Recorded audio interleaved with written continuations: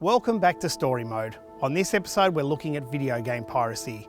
Can you believe I was one of Australia's biggest video game pirates, and you wouldn't believe where it started?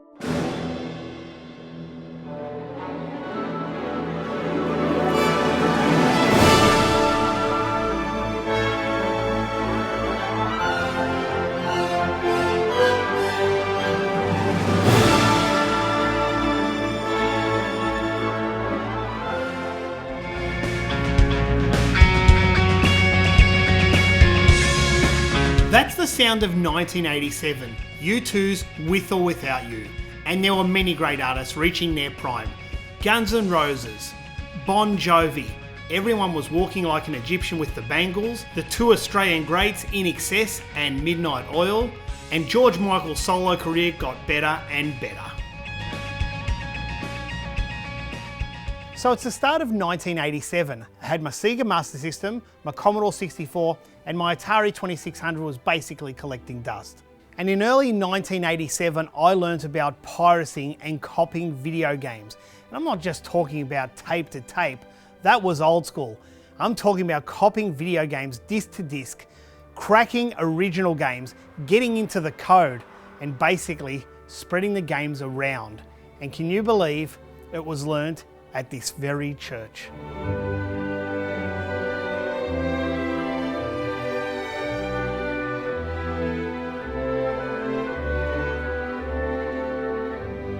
Now, I've been coming to this church a long time, I think from the age of 3, and my grandmother was even a Sunday school teacher here. Now, I was 13 years old and an altar boy, and I was also friends with another altar boy, the priest's son. We would come out here 11 AM Sunday morning, go into the house next door, which was their house, and copy Commodore 64 games. Disc to disc, cassette to cassette, cassette to disc, it didn't matter. And then he taught me how to code and even crack video games. I have so many fond memories here, and surprisingly a lot of them to do with video games, but my favourite memory is when I married Mandy.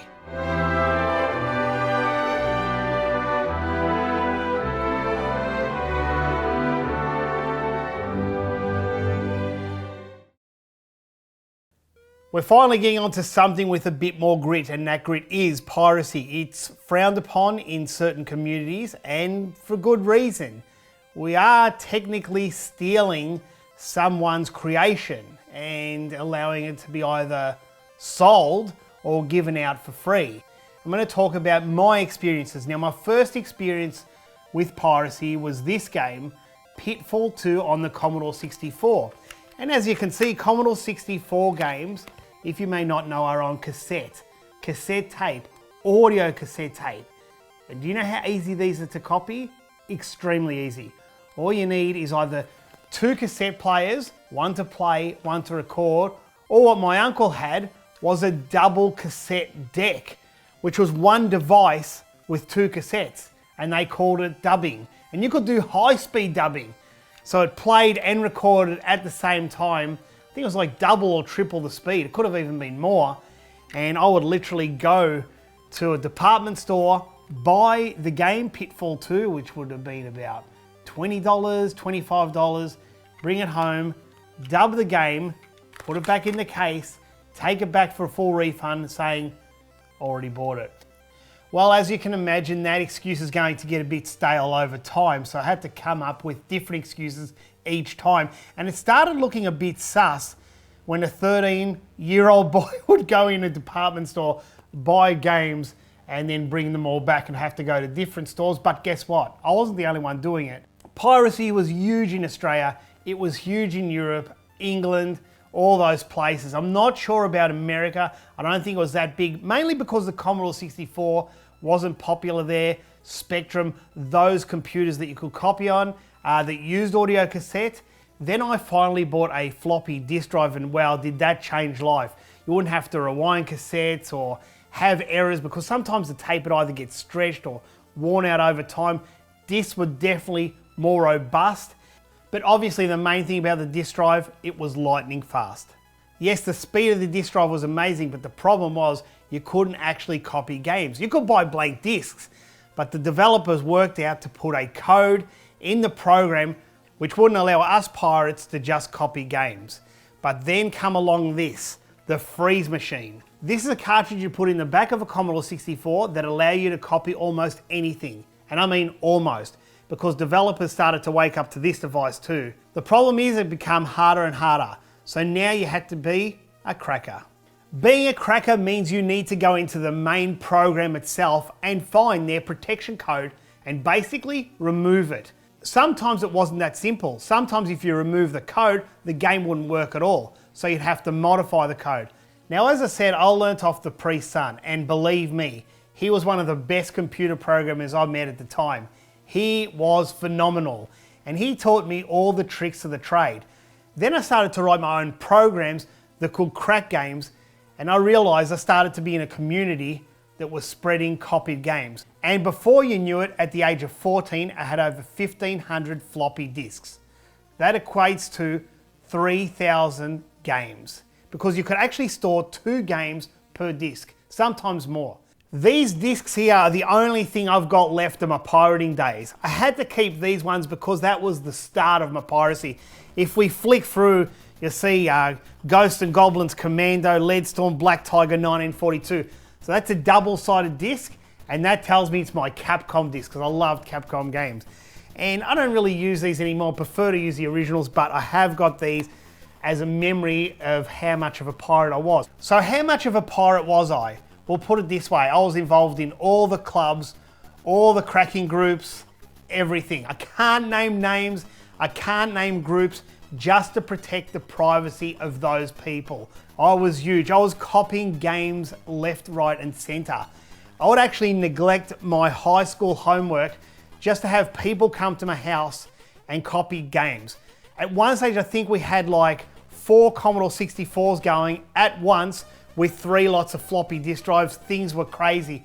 I've been to friends' houses that have had like 20 Commodore 64s, 2 disk drives of 64, copying games flat out. These are the great times of piracy. Yes, again, it is illegal, but we were kids. We didn't see the damage we were doing, or we didn't know the ramifications, but we did start to learn when we got a visit from the police. Because I was actually selling games in a paper called the Trading Post. I was selling them for like $3 a game. And keep in mind, I've got a paper run. I'm earning around $20 a week on that. I'm copying games, and I'm talking thousands of games getting sold a month.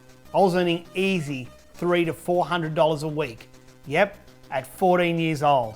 As I said, it's not just me. There were thousands of people doing it. And the more people that were selling games, the more people worked out how to copy games, and then they would sell games. And it just became a massive community of pirates. Now, although it looked like I was having fun and unlimited games, I was actually enjoying games less at that time because I worked out I was pirating more than I was playing, and that was a bit sad. And the other thing, not having that original cover.